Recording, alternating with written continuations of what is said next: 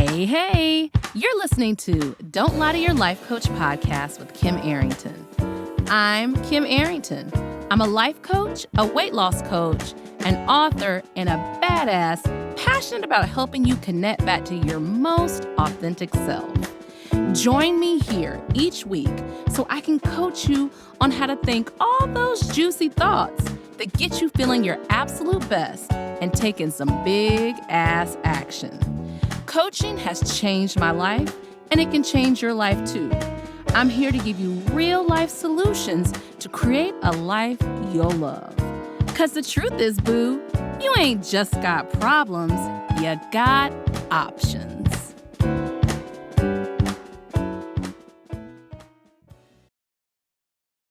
Hey, y'all. How you doing? Hope you're doing great. I want to brag for a second. If you're looking at me on YouTube, you'll see this. I have on my Mary J. Blige shirt. Y'all don't know this, but I literally think Mary J. Okay, I think I'm the most beautiful woman in the world because I think I'm supposed to think that. But if I was to choose another woman who I think is the most beautiful, I think Mary J. Blige is so gorgeous, so talented, so real, so gifted. What else do I want to say about her? Like, I don't know. I feel like we would be friends. Like, I like her. I really hope our paths cross one day. I'm just going to will it. I'm going to manifest it. Not because it's like, I'm not really a fan. Like, I feel like she's somebody who I could know. And I've seen the things she's been through and have just wished her the best in all of those things. And she just keeps on keeping on. That's my boo. Go team Mary J. And I love My Life. That's like, My Life is in my top 5 albums. And that's stiff competition because that's Stevie Wonder, you know. So anyway, Mary J. Okay. What are we going to talk about today? We are going to talk about drum roll. Before I do that though, before I get into what we're going to talk about, I want you to think about this. I want you to think about the times in your life where something difficult has happened. And you know, there are those times where we don't take off of work, or we, maybe we're caring for a parent or our kids, and we kind of have to keep going. And how that feels, like that push of continuing when you really just want to pull back your energy. And that's what we're going to talk about today, is pulling back your energy, ways to do it, even if you do have other people to take care of, and why it's so important. So I recently had cause to do this. Had a ton, by the time this airs, everything, all this will be done. Had a ton of projects. I'm going to call them creative projects. New website rebuild, a weight loss program. I hate calling it that. Doesn't have a name yet. But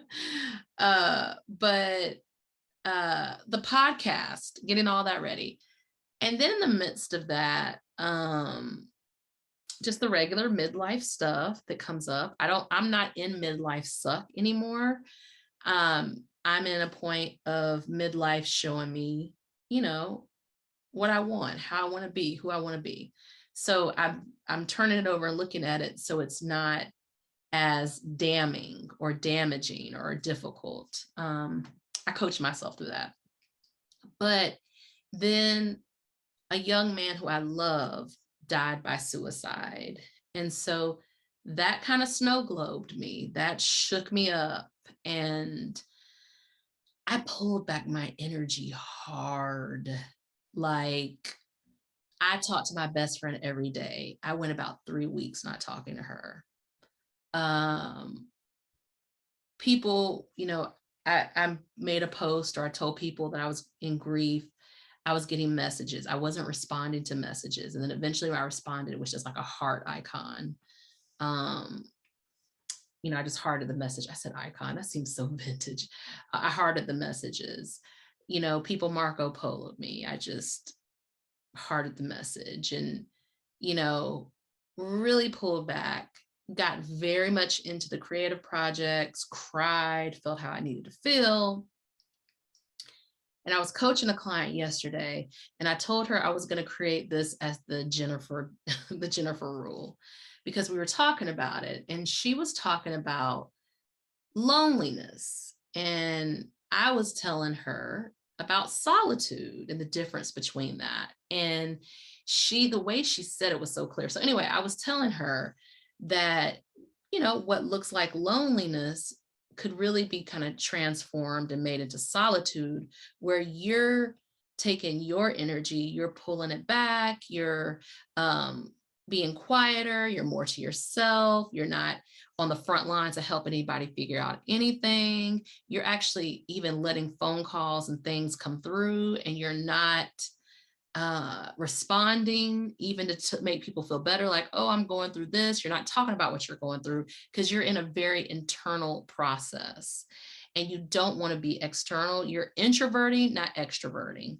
And she said something, so this is the Jennifer rule. She said something so brilliant. She's like, loneliness feels like something that is done to you, and solitude feels like something you do for yourself. I was like, oh, fucking A, that's brilliant.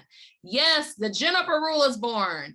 And then I expounded it and said, well, the thing about loneliness is, while it feels like it's being done to you, you are doing that to yourself, because you're deciding things should look a certain way and they're not. And you're deciding, I'm alone in this. But solitude is embracing that in a beautiful way that allows you to hear your own voice. I needed to hear my own voice. I needed to experience my suffering and be curious about my sadness. And I needed me for me. And short of a huge emergency or debacle, I couldn't do it. Like back in the day, I sometimes would put up on my Facebook page when I was doing solitude, if you're having a problem, I can't help you. That's hilarious. So I don't even do that much anymore. I'm just gone. I didn't explain to my best friend. I did talk to her the other day and, said something. And I had a friend who was having some feelings and wanted more of my time. And I just was like, you're going to get less of my time because I need me for me. And she did receive that, which was cool. The point is, there are times when we need to pull back our energy, and we need to be unapologetic with it. That word is so funny to me. Unapologetically pull back your energy, yo. So that's what you need to do. You need to think about, you don't need to, but you could choose to. Let's talk about some times to do that, and also some ways where that makes you feel connected to yourself. So that's the number one. That's reason number one. You are feeling disconnected in general. The symptoms of that are anxiety, feeling easily being agitated and upset.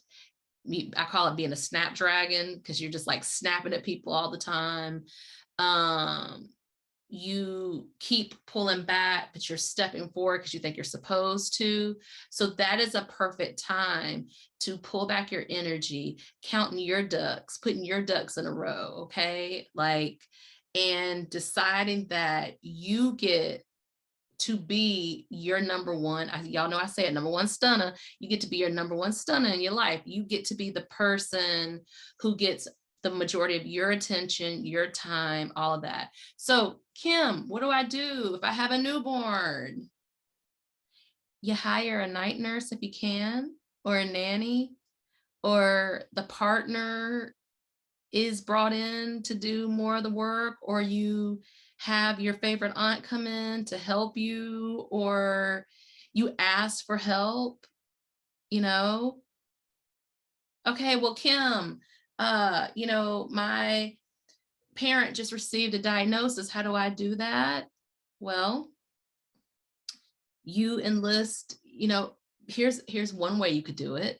you could push your energy out momentarily to buy you pulling back your energy. So you help said parent with some ways they need to get to treatment or whatever, or the meal train, you reach out to the larger community to get meals brought in, and you help them think about a team that they could ask, and you give a day, but then and you say to them, I'm still processing this and going through this, and I love you and I'm going to come out of this, but I need some time to do that. So you use your voice, you speak up. Okay, well, Kim, what if I have this demanding job and I need to pull back? There's this thing called vacation time that y'all don't like to use. I teach my clients, plan your vacations at the beginning of the year. So you have something to look forward to, and there's already, you're not going to get your vacation in the busiest time, but after the busiest time, you might. So you prioritize yourself at first and put it on the calendar, or you take a mental health day and you tell people, I won't be available, I'm not feeling well. Yeah, let's talk about that. Sick days, right? On a sick day, you don't work a sick day. You actually are sick and you allow your body to heal itself. You take care of yourself and you say up front, I won't be reachable until, and you give the time. You put an out of office on your email. You say, hey, I'm pulling back my energy. I won't talk to you fool for 4 months. No, but so there's ways to do it. It just means you have to let go of that identity of I say the fire engine thinking. You can't chase the fire engine as it goes down the road. You can't do that. You can't, your identity of the person who's there no matter what, the number one employee of the month, you can't have that and pull back your energy. As a matter of fact, pulling back your energy allows you to birth new parts of yourself that have been fighting to get out, but you won't let that get out because you're afraid of what that looks like if you change. And the number one reason why we're afraid of changing is because we're afraid other people in our lives will change. And what will that mean to us? We won't be able to control it. Oh, did I say a good word? Let me say that again. We're afraid to change because we remember when someone changed in our lives and how it devastated us. And so if we allow ourselves that change, then we're doing the same things to ourselves and others, and that's not good enough anymore.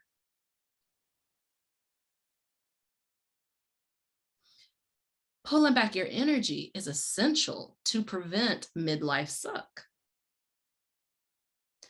Pulling back your energy is essential to your desire rewire, what you really want in your life, who you said you were, but now who you really are. Pulling back your energy means you might be misunderstood. You might be talked about. You might be trigger other people because it feels so much like abandonment to them. But the truth is you've abandoned yourself by the time you need to pull back your energy, and you're not abandoning them. And you may not have the energy to explain that. It might have to be an afterthought, or it may have to be an email. Hey, y'all, blind copied all your people. Love you all so much. I'm taking a little bit of a time. Don't worry about me. If I need to reach out, I will. But, can you please respect my need for time? We have all this technology, a text. You ain't even got to talk to people no more. You don't even got to type it. You can make a little video and send them to a YouTube link. Okay. So pulling back your energy is going to come when something needs to change, and it can be positive. I think it's usually positive, or when a huge life transition's happening. Someone may have passed away suddenly, or you may get a health, diagnosis you weren't expecting, or a partner may decide to leave a friendship or a relationship. Pulling back your energy allows you to grieve. It allows you to go through those 7, Kim, you're losing your brain. 7 grief steps, 7 levels of grief. Y'all know what I'm saying. So Pulling back your energy is essential. I recommend thinking several times a year when you could do that. And I love to do it when the seasons change. I mean, we're about to hit I don't know when you're going to get this video, but we're about to hit the summer solstice. And it feels really normal to pull back and then move into celebration. I'm going to have so many things to celebrate in July, so many things. I said June was going to be spicy, but so many new things to celebrate in July. And pulling back my energy ensures my sanity. It says, I trust myself. I love myself. I know myself better than anyone else knows me. Pulling back your energy may be to learn how to trust yourself, to know yourself, to, have your back like no one else does. And when we pull back our energy, we allow others to pull back their energy, and we don't make it about us. Remember that abandonment? People have pulled back their energy before with me in earlier times in my life, and it's freaked me the fuck out because I was so scared of being abandoned because, well, my dad died when I was 10, and relationships ended and things changed, and that fear of abandonment almost ensured that I would be abandoned to heal that abandonment wound. You pulling back your energy may trigger some wounds in people that they're ready to heal, or deeper conversations or intimacy. But can I be honest? The other people don't matter when you're pulling back your energy. You matter the most. People who need to pull back their energy are the ones who are always on the front lines, thinking about people's feelings. And it's an act of survival, a necessary act of survival and of thrival and of thriving. We are creative beings.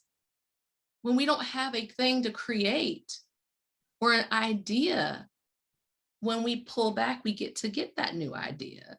And I'm not saying we always need an idea or something to create, but damn, it's good when it's good. And it's pulled back when it's pulled back. So I want you to think about it's time for you to do that, and how you want to tell the others, or if you don't want to tell the others. Sometimes you just disappear. My friends always laugh at me. Everybody thinks I'm extroverted, and I'm really in the middle. And as I've gotten older, and usually as people get older, they become more introverted. And so I will leave a party sometimes by just leaving the party and not saying goodbye. Sometimes I can't do the goodbyes. I don't want to do them. People know that about me now. Like my best friend said, well, we know your goodbyes, you're gone.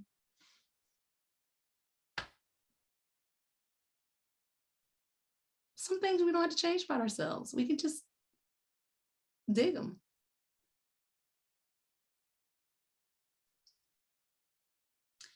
Where do you need to pull back your energy? Why do you need to pull back your energy?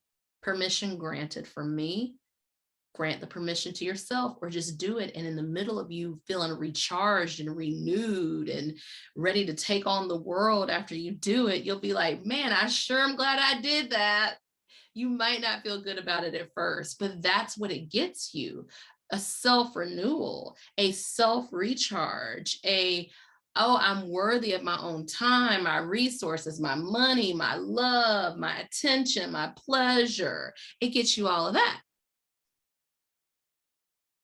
And of course, my sales pitch, if you need someone to help you do that, a life coach is a perfect person to demo that behavior and to help you, support you as you do that.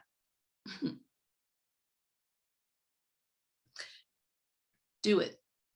Do it, do it, do it, do it. And join me here next week. Have a good one. Are you feeling what you just heard? Good, good. Repeat after me. You don't have to figure it out on your own again anymore. I'm here to help. Head over to kimarrington.com and download my free video series dedicated to getting you feeling your best right now. Look around, there's some good stuff waiting on you. Got questions? Well, we're always talking on the socials, so find me on YouTube, Insta, and the book. Don't be shy, y'all. Go listen to another episode or join me here the same time next week. Finally, don't keep good shit to yourself. Share this with a homie that could use some help too. Remember, we're not lying to ourselves anymore. We're not lying to our doctors. And you damn sure don't lie to your life coach.